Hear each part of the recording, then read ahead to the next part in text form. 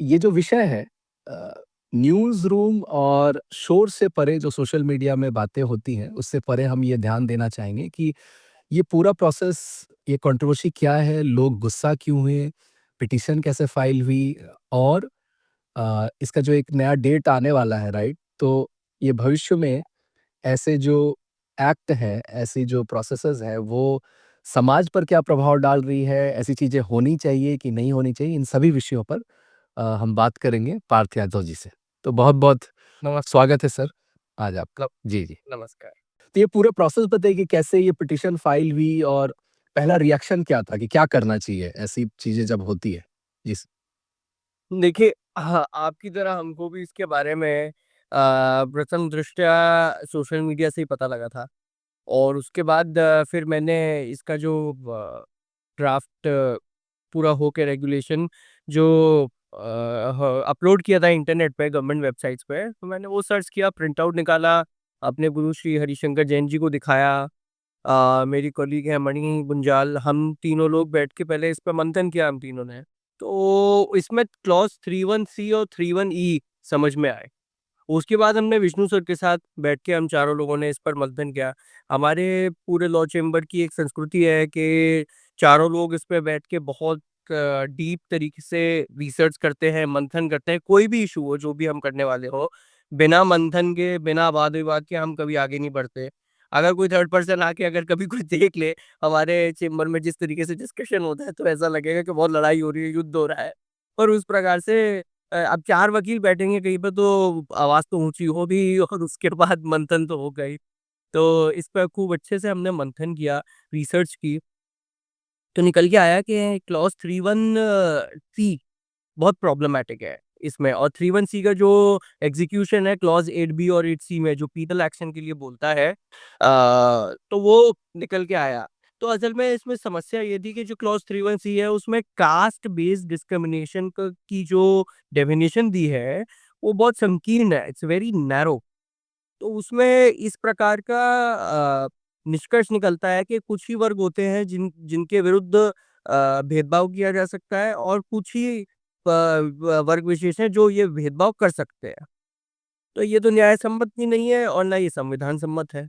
तो हमारा निष्कर्ष निकला कि इस पे हमको कुछ करना चाहिए और हम सोशल मीडिया पे ही ट्रैक कर रहे थे, लोगों में इसको लेके बहुत चिंता थी। तो अम, केवल आप ये मान लीजिए 24 घंटे के भीतर-भीतर सारा कार्य हुआ। तो कोर्ट से फ्री होके करीब साढ़े 3-4 बजे के करीब मैं वापस चेम्बर पहुँचा और उसके बाद उसके उपरांत बिना खाना बिना खाए-पिए क्योंकि चूँकि जन तुरंत इसको फ़ाइल करना था, लिस्ट करवाना था, तो उसको तुरंत ड्राफ्ट करने बैठ गए। बहुत और मंथन हुआ ड्राफ्ट के बाद उसकी समीक्षा की श्री हरिशंकर जैन जी ने, मेरे गुरुजी ने। उसके बाद वो ड्राफ्ट हमने फिर और चारों लोगों ने बैठकर इस पर मंथन किया कि इस पे और कौन से सही पॉइंट्स डाले जा सकते हैं। तो कुल मिला के करीब 12-1 तो बज ही गया होगा। 12-1 बजने के बाद इसको फिर मैंने पूरा ऑर्गेनाइज़ करके फ़ाइल किया। तो करीब-करीब रात के ढाई मतलब रात के काफ़ी रात हो गई थी। तो उठने और नाम मात्र की नींद लेने के बाद सुबह जल्दी मैंने उठा, अपना नहाया-धोया, जिम गया, पूजा की, उसके बाद सीधा कोर्ट। कोर्ट में भी उस दिन पता नहीं कुछ था दिल्ली में जिसके कारण बहुत ही ट्रैफिक जैम था, तो मैंने गाड़ी भी अपनी कहीं बाहर खड़ी की और तुरंत निकल के भाग के दौड़ के माननीय मुख्य न्यायमूर्ति के कोर्ट में पहुंचा और वहां पे मेंशन किया ये मैटर मैंने कि साहब देखिए महोदय इसमें इस प्रकार की क्लॉजेस हैं जिससे भेदभाव हो सकता है और इसके प्रति जन में चिंता भी बहुत है, तो इसको माननीय जल्दी सुन लिया जाए। तो ये मैं इसके लिए कृतज्ञ हूँ माननीय न्यायमूर्ति का कि उन्होंने कहा कि इसको जल्दी से इसके डिफेक्ट्स रिमूव करके इसको लिस्ट करवाया और अगले दिन ही लिस्ट हो गया।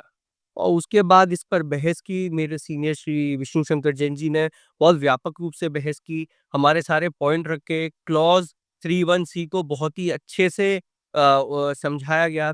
इसमें एक मोटिवेशन और थी हमारी ये पिटीशन फाइल करने की, वो थी कि ओबीसी में कई मुसलमान भी आते हैं, कई राज्यों में। तो इसमें सबसे प्राइम मोटिवेटिंग फैक्टर हमारा यही था that this can be misused by the that particular section against the other people.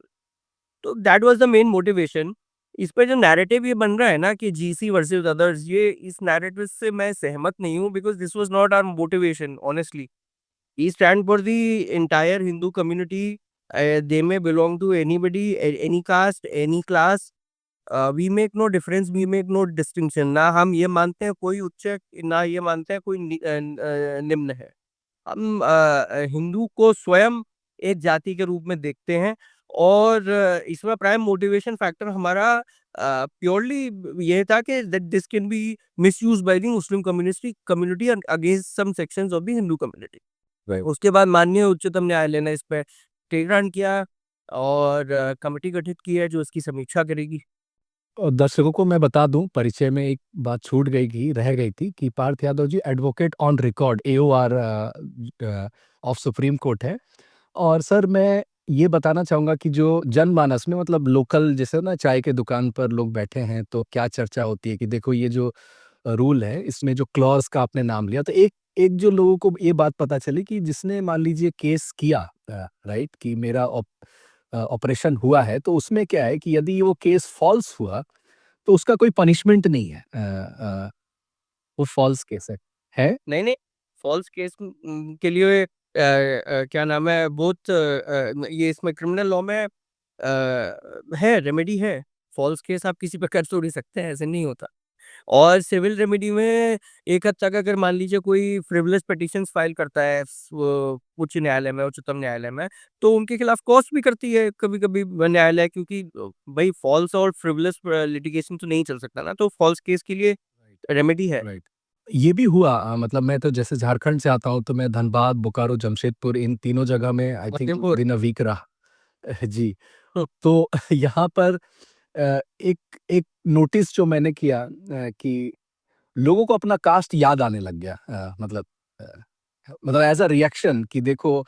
और जो आपने कहा ना कि जीसी वर्सेस अदर्स ये नहीं है, लेकिन आई थिंक इंटेंशन भले वो ना रहा हो, अब ये नैरेटिव किसने पिक किया, किसने इसको मैग्नीफाई किया, आपको क्या पहुँचाया, लगता लेकिन है? नहीं, नहीं, किसने क्या? हम सब जानते हैं किसने ये नैरेटिव पुश किया है। क्या बात करते हैं? अ, भाई स्वतंत्रता से पहले अंग्रेज़ करते थे। अंग्रेज़ों से पहले मुगल करते थे यही काम। और स्वतंत्रता के बाद कौन करता था? आप और मैं सब जानते हैं। मैं नाम नहीं लेना चाहता, क्योंकि मैं इसको पॉलिटिकल डिस्कशन नहीं बनाना चाहता, पर ये तो इतिहास है। देखिए, मैं बीए पॉलिटिकल साइंस ऑनर्स का छात्र रहा हूँ, अपने यूनिवर्सिटी के दिनों में, दिल्ली यूनिवर्सिटी के दिनों में। तो हम सब जानते हैं कि ये कास्ट बेस्ड नैरेटिव कौन शुरू करता है और क्यों शुरू करता है। भाई कुछ दल हैं इस देश में जिनकी राजनीति ही केवल जाति के आधार पर चल रही है। और इसको पुश करने वाले वो दल नहीं है, इसको पुश करने वाला एक बड़ा दल है, बहुत पुराना दल है, राजनैतिक दल है। हम और आप सब जानते हैं, मैं किसकी बात कर रहा हूँ। तो ये हम नहीं कह सकते कि कौन कर रहा है, हमको सबको मालूम है कौन कर रहा है ये काम। तो जो क्लॉज़ का आप नाम ले रहे हैं, एक और वर्ड मैंने सुना इम्प्लिसिट, और ये इसका मतलब क्या है? एक वर्ड लोगों ने कहा कि यहाँ पर अ, इम्प्लिसिट, देखिए 2 शब्द होते हैं, इम्प्लिसिट और एक्सप्लिसिट। इम्प्लिसिट ऐसे डिफरेंस कर सकते हैं कि एक्सप्लिसिट तो जो एकदम से on the face of it बोल दिया जाए, एकदम कर दिया जाए, सामने हो, प्रत्यक्ष हो। और इम्प्लिसिट उसका थोड़ा विपरीत होता है कि सामने ना हो करके पीछे हो। मतलब मान लीजिए मैं कोई बात कहूँ आपको, ठीक? उसका इम्प्लाइड मीनिंग क्या है? मतलब असली तत्व ज्ञान क्या है? पोस्ट ट्रुथ जिसको बोल रहे हैं, वो क्या है? वो मेरे दिमाग में है, पर मैं बोल नहीं रहा हूँ, मैं इंगित कर रहा हूँ किसी ना किसी रूप में, तो उसको इम्प्लिसिट बोलते हैं। और हाँ, इसका जो मेरे ख़्याल से आप इसके इंटरप्रिटेशन की बात कर रहे हैं, तो बहुत सारे अधिवक्ताओं ने इसका जो इंटरप्रिटेशन किया है वो ये किया है कि जिस प्रकार से ये ड्राफ्टेड है, उसमें इम्प्लिसिट डिस्क्रिमिनेशन है।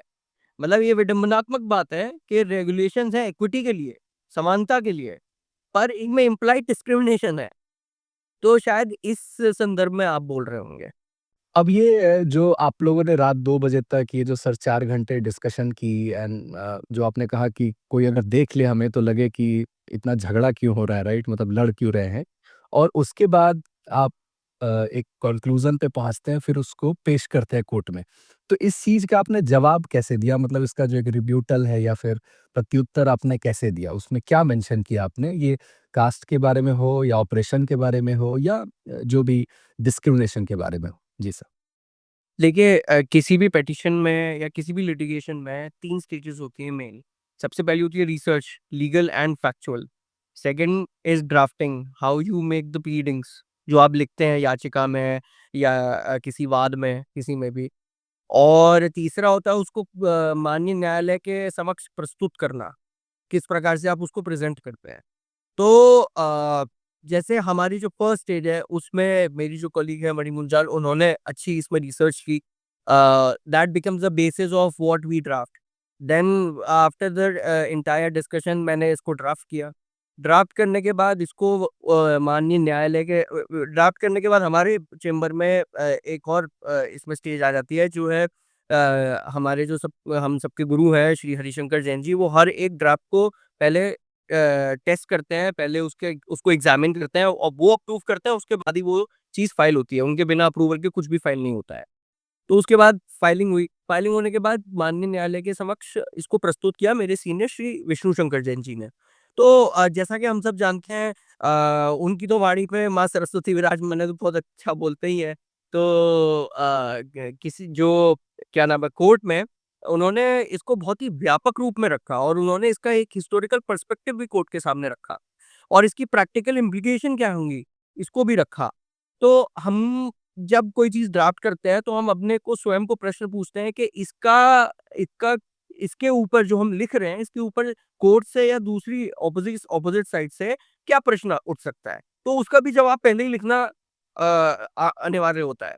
तो राइट। उस सब चीज़ों को समझ के, उतने व्यापक रूप से समझ के, तब पिटीशन ड्राफ्ट की जाती है। एक-एक शब्द की कीमत होती है कि एक भी शब्द या तो अधिक ना हो या कम भी ना हो। उसको बहुत बहुत ही प्रिसाइज़ तरीके से ड्राफ्ट किया जाता है।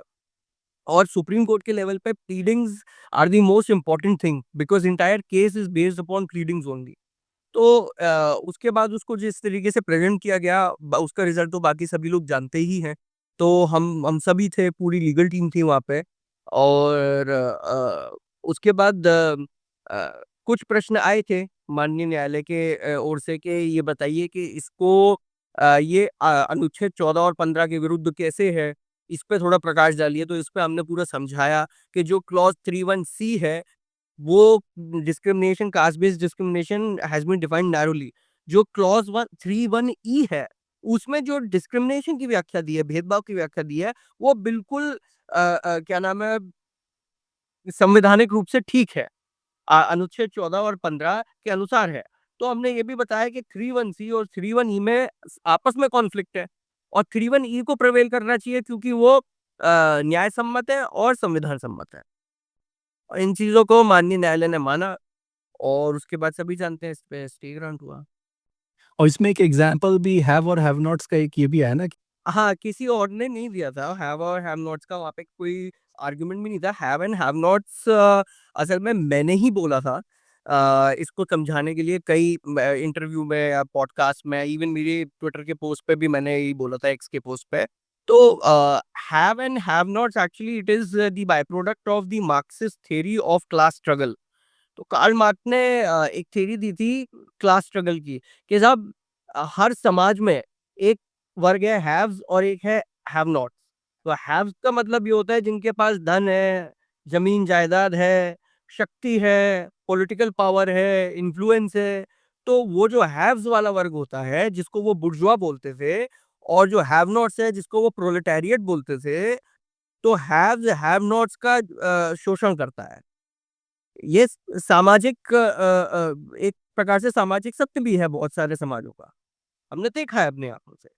तो ये डेफ़िनेशन है कि यहाँ से डिस्क्रिमिनेशन उत्पन्न होता है, यहाँ से भेदभाव उत्पन्न होता है। भाई स सम मतलब सभी जानते हैं, ये लॉजिकल बात है कि अगर किसी देश में न्याय के मार्ग ना खुले हों, रूल ऑफ लॉ ना हो, तो राइट। वहाँ पे हैव्स हैव नॉट्स का शोषण करेंगे। ये यूरोप में सबसे ज्यादा हुआ है। यूरोप में अगर आप डार्क एजेस जो आती हैं, यूरोप की मिडिवल टाइम्स ऑफ यूरोप, उसमें आप देखेंगे तो जो हैव्स थे, जिनके पास पैसा था, धन था, पावर थी और रिलीजियस इन्फ्लुएंस भी था, उन्होंने जो गरीब लोग थे उनको इस प्रकार से रखा गया कि उनका बहुत शोषण हुआ उस समाज में।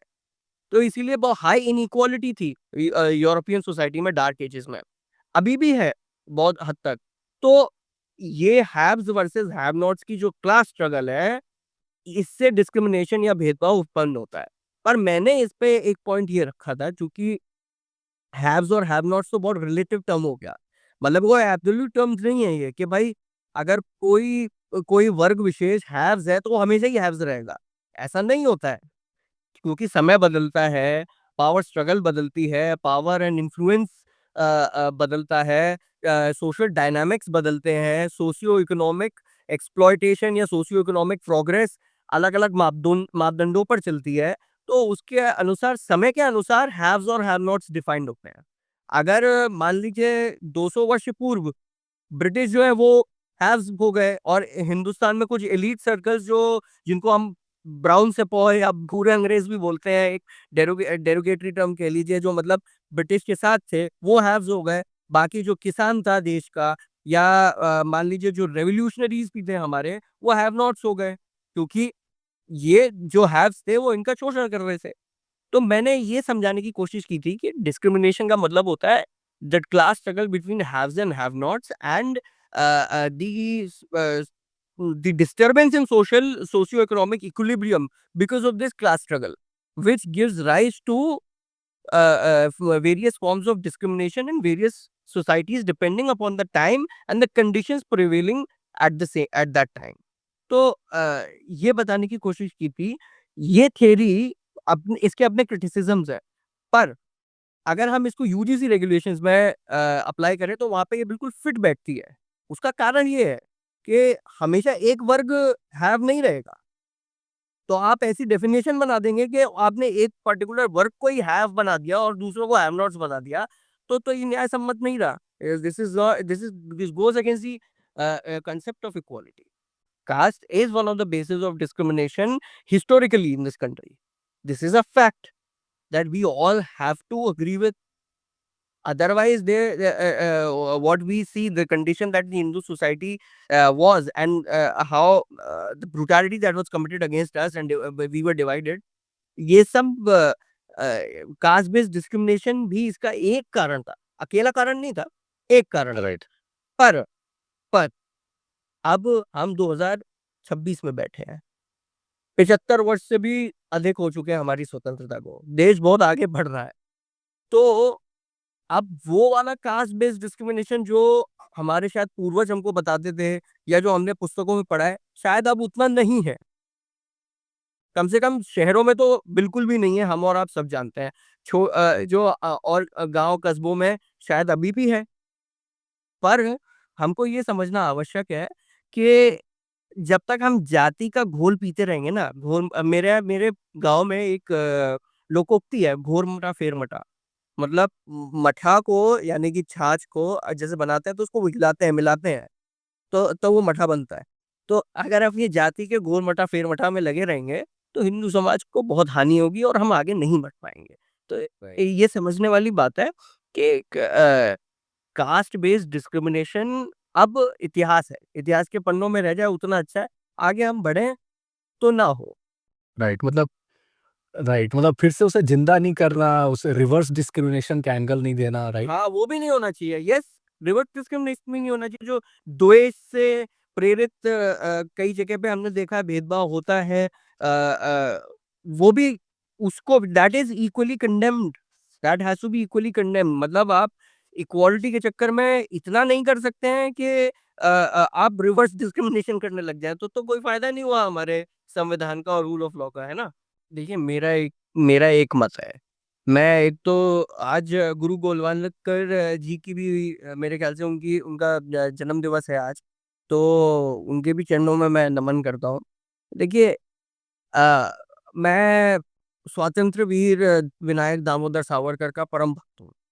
उन्होंने एक बड़ी अच्छी बात कही अपने ग्रंथों में मेरे ख्याल से हिंदू पद पातशाही में उन्होंने बोला है कि जो ये कंसेप्ट है जाति का, पहले हमको तो ये समझना होगा कि ये आया कहाँ से है हिंदू समाज में। This is alien to the Hindu society. We had varna ashram system, 4 divisions of society, that too based on your कर्म। Let's focus on the word जाति, कास्ट। पहली बात तो कास्ट का जो रूट है वो लैटिन रूट है। इसको इस शब्द को हमारे समाज में लाए थे पुर्तगाली, जब वो गोवा में आए। तो उन्होंने देखा कि साहब यहाँ तो जो है एक बहुत ही नोबल क्लास है, जिसको सब फॉलो करते हैं, जो इनके जो वेद शास्त्र हैं उसके ज्ञाता हैं, और ये समाज को बांध के रखते हैं, और हिंदू समाज इनके कारण जो है बचा रहता है। एटलीस्ट हमारी इंटेलेक्चुअल कैपेसिटी बची रहती है। तो पहले साहब इन पे हमला करो। तो उसको वो कास्ट बोलने लगते हैं कि दिस कास्ट, दैट कास्ट। उनके दिमाग में division of society was based on profession, because that was the logic in Europe। वहां पे आपके प्रोफेशन के अनुसार आपका स्तर देखा जाता था समाज में। अभी भी इंग्लैंड में कारपेंटर, ब्लैक स्मिथ, कोल स्मिथ, ओक स्मिथ, इस प्रकार के सरनेम्स है। ठीक है। तो वो उस लॉजिक को समझते थे कि आपके प्रोफेशन के अनुसार आप उच्च हैं कि निम्न है। वो लॉजिक उन्होंने यहाँ पे डाल दिया। ठीक। अब आगे वो किस तरीके से एम्पलीफाई हुआ, ब्रिटिश ने एम्पलीफाई किया, वो हम सब जानते हैं, इतिहास है। पर कास्ट कास्टा से आया है, जो लैटिन रूट है कास्टा। वीर सावरकर ने बोला कि अगर इस लॉजिक से समझा जाए, तो चूंकि हिंदू एक सभ्यता है, एक जीता जागता इतिहास है, तो हम एक कॉमन जाति हुए। आपको बात समझ में आ रही है? तो we are one species. Hindus are one species because we are one of a kind people, we are a unique culture. In western words, if I have to describe it, we are pagans. हम unique हैं। Understand this, we are very different from the world. हमारी भाषा, समाज, अ, हमारे सभ्यता, हमारे त्योहार, धर्म, भगवान, देवी देवता, सब भिन्न है पश्चिम से। और हमारी एक यूनिक एंड कंपोजिट कल्चर है, अटक से लेके कटक तक, कश्मीर से लेके कन्याकुमारी तक। इसीलिए हम एक जाति हुए। We are one species, one particular species. Understand this. तो अगर ये लॉजिक है, तो हम जाति के अंदर जाति कैसे ढूंढ सकते हैं? नहीं ढूंढ सकते, है ना? देखिए, आपके नाम के आगे क्या लिखा है, उसका केवल मेरे अनुसार एक ही यूज है। वो ये है कि आप अपनी एंसेस्ट्री ट्रेस कर सकें, आपके पूर्वज कौन थे, उन्होंने क्या काम किए। अगर आज हम तिलक और ये कलावा लगाकर बैठे हुए हैं, तो हमारे आपके पूर्वज बहुत बहुत ही साहसी, बहुत ही बहादुर थे। इसलिए हम आज ऐसे बात कर बैठे हुए हैं और ऐसे वाद विवाद कर रहे हैं। डरपोक नहीं थे। ठीक है। तो अगर जो हमारे नाम के आगे लिखा हुआ है सरनेम हमारा, उसका केवल मेरे हिसाब से इतना यूज है कि हम अपनी एंसेस्ट्री ट्रेस कर पाए। And we should be proud of where we come from. We did not give in to the pressure either by the Mughals or by the British. We remained who we are. Right. तो मेरे हिसाब से ऐसे समझना चाहिए। ये थोड़ा-सा non UGC discussion हो गया, पर ठीक है, आई थिंक नहीं, जो आपने कहा ना कि नॉन यूजीसी डिस्कशन हो गया, लेकिन ये यूजीसी के मैटर की वजह से मैं हाँ, आपको बता दूं कि विक्रम संपत जी की जो पुस्तक है सावरकर, वो पढ़ने को मिली। एस एन बहुत बालगंगाधर। किया उन्होंने। Right, right, S N Balgangadhar इनको सुनने को मिला, और कुंदन सिंह, जो ये जो प्रोजेक्ट है कास्ट वाला, James mill and John Stuart I mill. Think John Stuart Mill, तो आई थिंक लिबरलिज्म के हुए, लेकिन मैकॉले, जेम्स मिल, बेथम, इनकी जो पूरी फिलॉसफी और पूरा जो फ्यूडलिज्म है, और एकदम हम लोग उसमें घुस गए जब दिल्ली में थे कि ये क्या है पूरा मैटर, राइट? एंड वहां पे पता चला कि ये दो जो ग्रुप है, दोनों एक पोलर एंड में सही नहीं है। एक जो कहे कि कुछ भी नहीं हुआ था भारत में, कोई डिस्क्रिमिनेशन नहीं हुआ, तो वो भी गलत है। वो हुआ था, उसे एक्सेप्ट करना बड़ा ज़रूरी है। और एक कह रहे हैं कि 5000 साल से होता आया है, राइट? तो ये जो है कि राइट, तो एक एक एक्सेप्टेंस के साथ, एंड ये भी कि अब हम मॉडर्न हो रहे हैं, अर्बनाइज़ हो रहे हैं, तो अब हम उन मैं अपने आप को मॉडर्न कहूँगा। आप हो सकते हैं, मैं नहीं हूँ। मैं बहुत ही कल्चरल आदमी हूँ, देसी आदमी हूँ, अपने गाँव से जुड़ा हुआ आदमी हूँ और मुझे अपने पूर्वजों पे बहुत गर्व है और मैं मेरे इष्ट देवता है भगवान श्री कृष्ण जिनकी मैं उपासना करता हूँ, तो मैं तो बहुत ट्रेडिशनल और कल्चरल हूँ और मुझे उसी में खुशी मिलती है, उसी में मज़ा आता है। हाँ, इसका मतलब ये नहीं है कि मैं एंटी मॉडर्न हूँ। I am very much pro modern also. Pro modern भी हूँ, ऐसा नहीं है। पर मैं ये कहूँ कि मैं मॉडर्न हूँ, उसको मैं नहीं मानता हूँ। जैसे कि मैं दिल्ली में 30 वर्ष से रह रहा हूँ, मेरी उम्र 30 है, तो मैं 30 वर्ष से रह रहा हूँ। तो कोई मुझसे पूछता है कि आप कहाँ से हैं, तो मैं आज भी यही बोलता हूँ कि मैं जी मेरा गाँव गाँव पड़ता है इंदरगढ़, डिस्ट्रिक्ट फिरोज़ाबाद, उत्तर प्रदेश। वहीं मेरी पैतृक संपत्ति है, वहीं मेरे प पितृ निवास करते हैं, उन्हीं खेत खलिहानों में उनकी समाधि है और मुझे सबसे अधिक कहीं शांति मिलती है, तो वहीं मिलती है जी। तो थोड़ा-सा इसको हमको समझना पड़ेगा कि इतना मॉडर्न ठीक है, होना चाहिए, नई-नई चीज़ें जानेंगे तभी modernity I believe that modernity is more about technological advancement rather than trying to ape the west. Right, बहुत सुंदर। आई थिंक आपने बहुत अच्छे से हमारी वार्ता को आज कंक्लूड भी किया है। बस एक जाते-जाते एक सजेशन मैं आपसे लेना चाहूँगा कि जो नए एस्पिरेंट हैं, जो यूथ हैं, अगर इस फ़ील्ड में एज़ अ लीगल प्रोफ़ेशन आना चाहते हैं, तो आप एज़ अ कैरेक्टर मतलब उस व्यक्ति में क्या होना चाहिए कि आप बोले कि हाँ, आप लायक हो इस प्रोफ़ेशन के लिए? देखिए, सबके अपने-अपने अलग मोटिवेशंस होते हैं, कोई भी प्रोफ़ेशन चुनने के, कोई भी पेशा चुनने के। मेरा जो मोटिवेशन था वो केवल हिंदुत्व था। सुबह उठ के और रात तक सोने से पहले केवल धर्म का काम करते रहना। तो मुझे तो मैं तो बहुत भाग्यशाली हूँ कि मुझे मेरे गुरु श्री पूज्य श्री हरिशंकर जैन जी के चरणों में बैठने की का अवसर मिला, तो मैं तो बहुत भाग्यशाली मानता हूँ अपने आप को। तो मेरे लिए जैसे बहुत लोगों के लिए पैसा भी होता है मोटिवेशन, मेरे लिए भी है, ऐसा नहीं है मेरे लिए नहीं है क्योंकि पैसे से ही सब चलता है। If you don't have finances you can not sustain yourself, that is truth. पर मेरे लिए प्राइम मोटिवेशन मनी नहीं है इस प्रोफ़ेशन में। मेरे लिए प्राइम मोटिवेशन आइडियोलॉजी है, विचारधारा है, हिंदुत्व की विचारधारा। और इसको मैं अपनी छाती पर, अपने हाथ पर, कलाई पर और सिर में और हृदय में सब जगह छाप के अच्छे से रोज़ अपने आप को यही बताता हूँ कि भाई कोई गलती से भी मेरे से अधर्म का काम ना हो जाए। अब कभी-कभी कॉन्फ्लिक्ट इसमें एथिकल कॉन्फ्लिक्ट भी आती है कि भई जो प्रोफ़ेशन है अगर आपके पास कोई मान लीजिए किसी पे 302 की धारा लगी हुई है या किसी पे और कोई जुर्म करने की धारा लगी हुई है, कभी वही क्लाइंट आता है आपके पास, तो आपके मन में भी विडंबना आती है, मेरे भी मन में विडंबना आती है कि यार धर्म का काम कर रहे हैं, ये काम क्यों कर रहे हैं?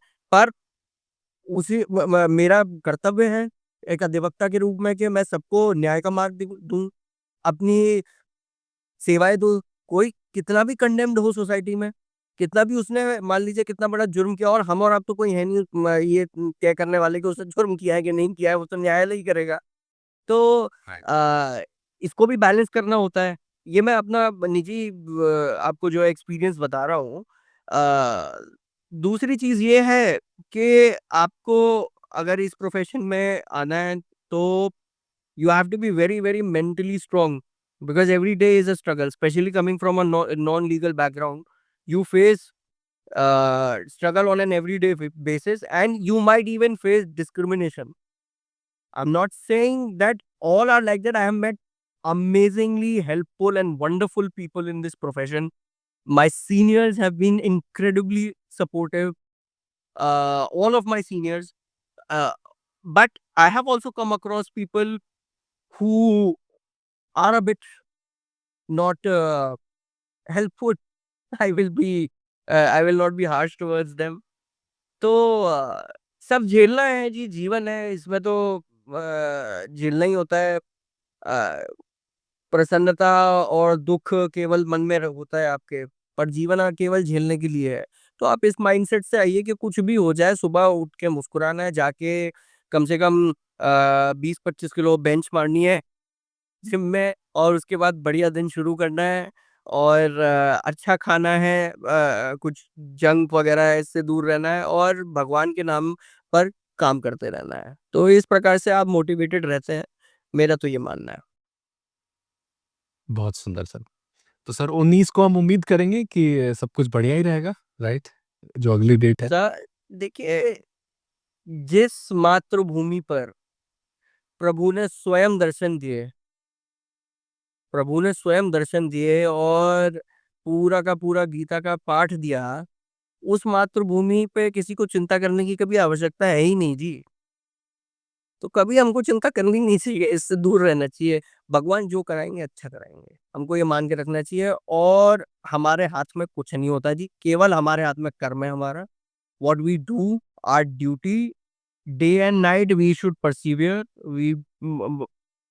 वी शुड बी लाइक जो हमारे एनएसजी कमांडोज है ना, या पैरा एसएफ है, फोर्सेस मार्कोस है नेवी का, या गरुड़ है एयरफोर्स का, दीज ऑल स्पेशल फोर्सेस, इनको आप 2:30 बजे रात में उठाओ तो 2 घंटे में एनकाउंटर करके लाश लेके आ जाते हैं टेररिस्ट की।